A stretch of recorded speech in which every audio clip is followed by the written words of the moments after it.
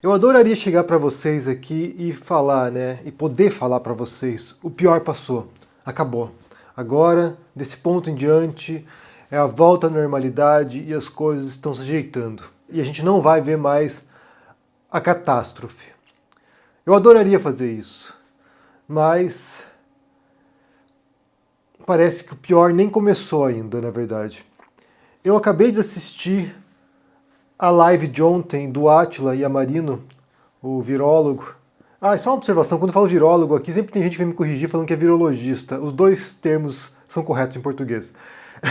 Mas eu assisti a live do Átila e ele mencionou, né, os números que estão chegando, os dados que estão chegando. Ontem foram mais de 2.800 pessoas que morreram por coronavírus no Brasil, e esses dados, como diz o Átila, refletem ainda dados de fevereiro, ou seja, a gente nem sequer sabe, nem sequer tem a dimensão real de quantas pessoas estão morrendo na data de hoje. Isso aqui tem um atraso para computar esses dados, e o que se sabe é que o sistema sanitário, o sistema de saúde brasileiro está agora entrando em colapso, né? Isso quer dizer que as UTIs, em boa parte dos estados brasileiros, já estão lotadas, já estão com fila de espera, ou seja, agora o problema não é apenas quem tem coronavírus e precisa ser entubado, internado e ficar na UTI, mas também qualquer outra pessoa que, por qualquer outra razão, precisa de uma UTI. Então, se tiver um infarto, se tiver um problema, sei lá, um apêndice que se rompa, se tiver algum problema que necessite um acidente de trânsito, que necessite de UTI, não tem. Agora tem fila de espera para UTIs no Brasil,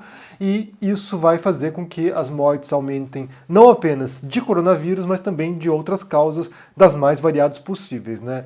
Então, são 2.800 mortes por coronavírus computadas, né, relatadas ontem, mas esses números vão subir ainda bastante, na verdade, né? Bastante. E uma coisa que fica clara não é que isso é um acidente.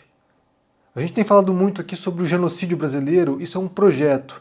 Quando se passa a compreender que isso não é um erro, que isso não é apenas incompetência, que isso não é um desvio, que isso não é falta de gestão do Bolsonaro, mas é um projeto de destruição, é um projeto de caos, é um projeto de morte, aí as coisas ficam muito mais claras, porque realmente tudo faz sentido.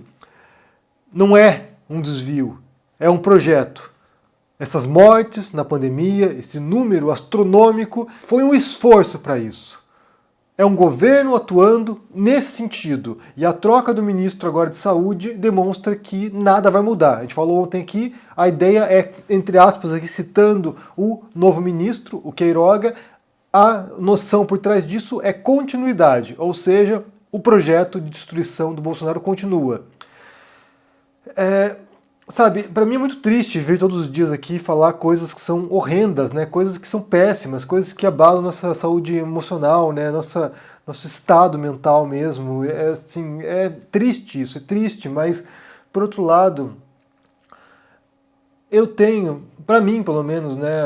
Não sei se é uma postura voluntária diante da realidade, não sei se é uma postura que eu escolha fazer isso, mas eu sempre adotei essa postura de não dourar a pílula, de não tentar ver as coisas como elas não são, né? Porque há uma tendência escapista de fugir dos problemas da realidade, o que é legítimo muitas vezes, né? Às vezes você está realmente exaurido, aí não quero mais saber disso, eu vou me desviar, eu vou fazer lá, eu vou assistir um filme, vou me divertir, vou jogar um joguinho, mas não dá para fugir dos problemas, ainda mais quando são problemas que não são apenas dos outros, mas de toda uma sociedade e que nos afetam de modo direto. A pandemia não é problema dos outros, a pandemia não é problema de quem está, sabe, num bairro periférico ou de quem, sabe, faz parte de uma categoria social ou étnica ou sexual ou religiosa. A pandemia é de todos. Você não pode simplesmente fechar os olhos e fingir que aquilo não existe.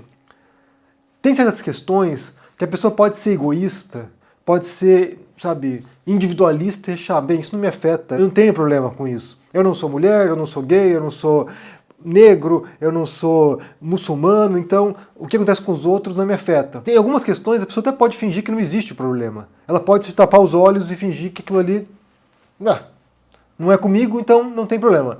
Mas nessa questão da pandemia, mesmo se a pessoa quiser fingir que não existe, aquilo ali vai afetá-la de um modo ou de outro. O primeiro caso é egoísmo, o segundo caso é o que entra, na verdade, na categoria de negacionismo da realidade. É de fingir que os problemas não existem. Então, para mim, como eu falei, sempre adotei essa postura, né, de tentar ver qual é o problema. Porque para a gente poder conceber uma solução, para a gente poder, sabe, elaborar alguma saída para aquilo, a gente tem que entender, antes de tudo, qual é o problema. A gente tem que saber diagnosticar qual é a doença para poder curá-la. Não basta simplesmente ir tentando mudar as coisas a esmo, né, tentando, sabe, na tentativa e erro, sem saber de fato o que está acontecendo. Então muitas vezes a gente vem aqui apresentar cenários que são pavorosos, como é o caso da pandemia agora, né? O negócio aqui vai piorar bastante antes de começar a melhorar. E aqui na Espanha, por exemplo, na Europa no geral, já se fala em quarta onda, então ainda tem chão pela frente, mesmo com vacinação, mesmo com isolamento social, mesmo com máscara, ainda tem chão. Então entender o problema, entender a dor, ajuda a tentar encontrar uma saída, a cicatrizar essa ferida, a curar. E esse tipo de realismo geralmente não é muito bem visto, na verdade, né? As pessoas não querem isso, as pessoas não querem ouvir esse tipo de coisa. Por exemplo, eu assisto as lives do Átila e me fazem mal porque é uma realidade sobre a qual a gente tem pouquíssimo controle, né? Nesse caso, no Brasil em particular, né, não depende apenas de ações individuais. É claro que cada um de vocês tem que tomar os seus cuidados, tem que se proteger os seus. Vocês podem e devem adotar as recomendações de prevenção do coronavírus, mas só isso também não basta. Se não há um esforço coordenado nacional, se não há um esforço coordenado de um governo que seja responsável e que compreenda a dimensão do problema, aí, mesmo assim, pouca coisa vai avançar. Quando você tem um governo que não apenas não enxerga o problema, como contribui para esse problema, como faz parte desse problema, que é o caso do Bolsonaro, aí bate uma sensação de impotência total. O que a gente pode fazer? Como a gente enfrenta um governo genocida? Como se faz isso? Por onde começa? E aí não basta apenas diagnosticar o problema, né? Porque a gente sabe qual é o problema. O problema nesse momento é, em grande parte, um governo negacionista e genocida.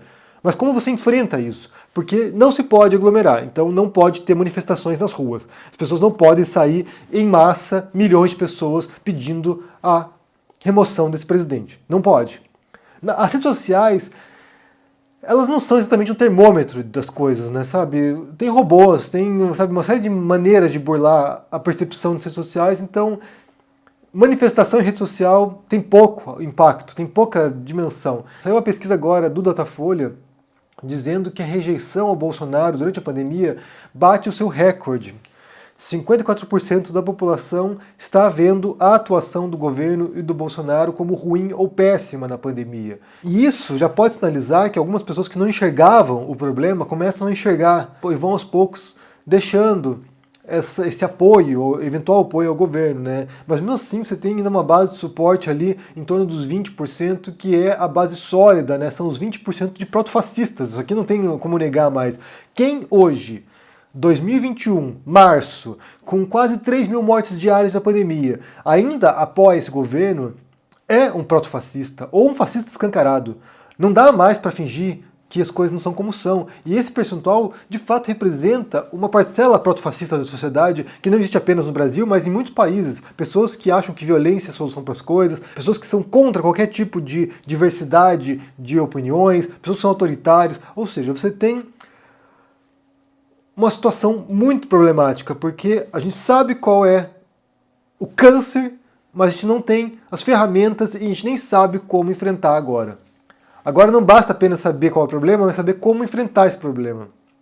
E claro que a perda de popularidade do presidente, isso vai minando o governo, vai derretendo um pouco a figura do Bolsonaro, mas mesmo assim não há a menor perspectiva de que ele seja removido do cargo. Então teremos ainda meses e talvez anos de pandemia, de coronavírus no Brasil, e anos de administração Bolsonaro. Na live do Átila, ele menciona, né, a troca de governo nos Estados Unidos, ele mostra os dados comparativos ali entre Itália e Estados Unidos, ele mostra ali uma queda drástica da curva de contágios nos Estados Unidos, e isso ele atribui em grande parte, e isso também não é só ele que faz, eu já vi outras análises nesse sentido, ele atribui a troca de presidência nos Estados Unidos. Você tem o Trump, um negacionista, e como o Bolsonaro, um negacionista que deixa a presidência em janeiro e, de repente, assume o Biden, que também não é nenhum santo, mas é muito melhor do que o Trump jamais seria, e ele assume e os contágios caem drasticamente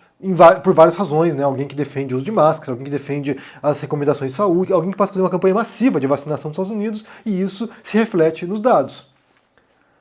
Só que essa troca de gestão só vai acontecer no Brasil em 22, final de 22. Ou seja, os números brasileiros ainda vão assustar o planeta inteiro. E como eu disse, eu prefiro entender o problema real, a dimensão real do problema, em vez de tapar o sol com a peneira e fingir que nada está acontecendo. É como você saber que você vai levar um soco e você já se prepara ou para bloquear ou para se desviar, ou se você for receber o soco, você já contrai os músculos para tentar aguentar a porrada. Se você não sabe disso, te pegam de surpresa e te derrubam, te nocauteiam e você nem sabe o que aconteceu. Eu acho que nesse sentido a gente compreendeu o problema, entendeu o que está acontecendo, por mais sofrimento que isso possa nos causar, porque é o que acontece, né? Saber que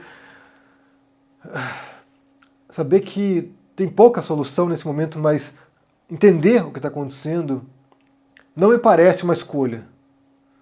A gente tem que desopilar às vezes, a gente tem que fugir um pouco disso, sabe? Tentar se distrair de vez em quando, mas não dá para não enxergar as coisas como elas são. Não dá para. A gente não tem esse direito, eu acho. Tem um mito grego que o Hesíodo retrata no poema dele, Os Trabalhos e os Dias. Logo no comecinho do texto, ele conta a história da Pandora, que era um presente enviado por Zeus aos humanos como vingança pelo fato de Prometeus ter enganado os Zeus. Ele manda a Pandora e manda com um presente, com uma caixa, e quando abrem essa caixa, né, todos os males são distribuídos pelo mundo, né? Todos os sofrimentos são distribuídos pelo mundo, e a Pandora fecha a caixa um pouquinho antes e dentro da caixa fica a esperança.